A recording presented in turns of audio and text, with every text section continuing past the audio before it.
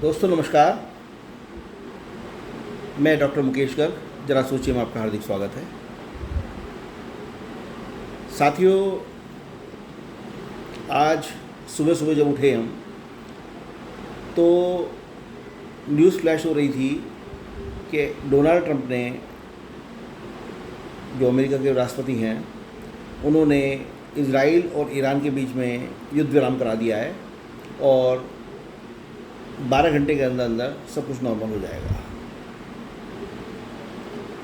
अच्छी बड़ी खबर थी, अच्छा लगा सुन के कि पश्चिम एशिया का ये जो बहुत बड़ा एक युद्ध चल रहा था, कहीं ये तीसरे वर्ल्ड वार में ना बदल जाए।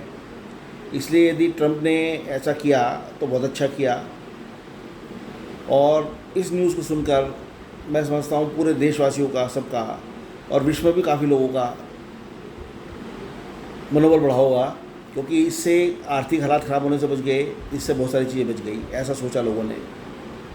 लेकिन दोपहर आते आते ना तो इजराइल ने अपने हमले रोके और ना ईरान ने अपने हमले रोके। ईरान ने पाकिस्तान मतलब केवल इजराइल पर ही नहीं अपने मिसाइल भेजे, उसने अमेरिका के जो कुवैत, सऊदी और कतार, इनमें जो इनके एयरबेस हैं उन पर भी मिसाइलें फेंकी हैं अपनी, और इजराइल पर भी मिसाइल फेंकी है, मिसाइल से हमला किया है। कुल मिलाकर नुकसान पूरा पहुँचाने का प्रयास कर रहा है ईरान, और इजराइल ने भी जवाब में उस पर हमला किया है। यानी सीज़ फायर जो है वो मान्य नहीं हुआ। और ईरान के जो सबसे बड़े लीडर हैं, धर्मगुरु जो हैं, अली हुसैन खमेनी, उनका कहना ये है कि सीज़ फायर के बारे में कोई भी फाइनल बात अभी तक नहीं हुई है, इसलिए हम अभी इस बारे में कुछ भी नहीं कहना चाहेंगे और हमारी तरफ से युद्ध जारी है। उनका इस वक्तव्य के आने के बाद डोनाल्ड ट्रंप की ये वाली जो घोषणा है सीज़ फायर करने की, ये उसी प्रकार से झूठी साबित हो रही है जिस प्रकार से उन्होंने 10 तारीख को अचानक से जो है भारत और पाकिस्तान के बीच में युद्ध विराम करने की मतलब युद्ध विराम का मतलब जो सीज़ फायर करने का जो उन्होंने किया, घोषणा कर डाली थी, वो थी। भारत ने अमेरिका को कोई ऑथराइज़ नहीं किया था किसी सीज़ फायर के लिए, ना ही उन्होंने मध्यस्थता स्वीकार की थी, ना ही मध्यस्थता डोनाल्ड ट्रंप ने की थी।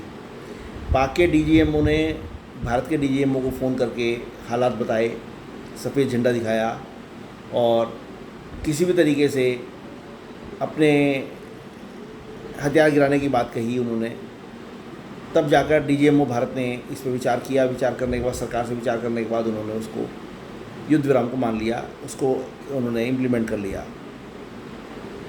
ट्रंप का इसमें कहीं कोई लेना देना नहीं था, लेकिन ट्रंप ज़बरदस्ती की जो है क्रेडिट इसमें लेने के लिए लगे रहे। और अभी जो G7 समिट थी 17 तारीख को, उसमें भी प्रधानमंत्री नरेंद्र मोदी ने शिरकत की, लेकिन डोनाल्ड ट्रंप अचानक इस हमले की परेशानी को देखते हुए निकल गए थे।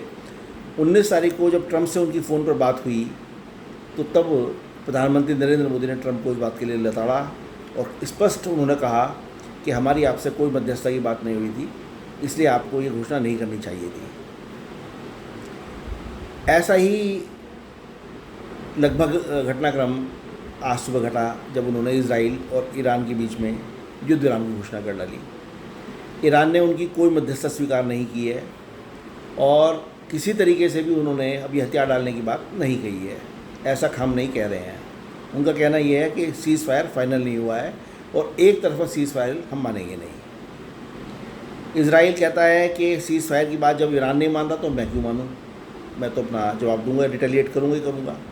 यानी कुल मिलाकर युद्ध अभी जारी है और अभी डोनाल्ड ट्रंप अपनी बेइज्जती और कितनी कराएंगे, ये समस्या पर है, ज़रा सोचिए।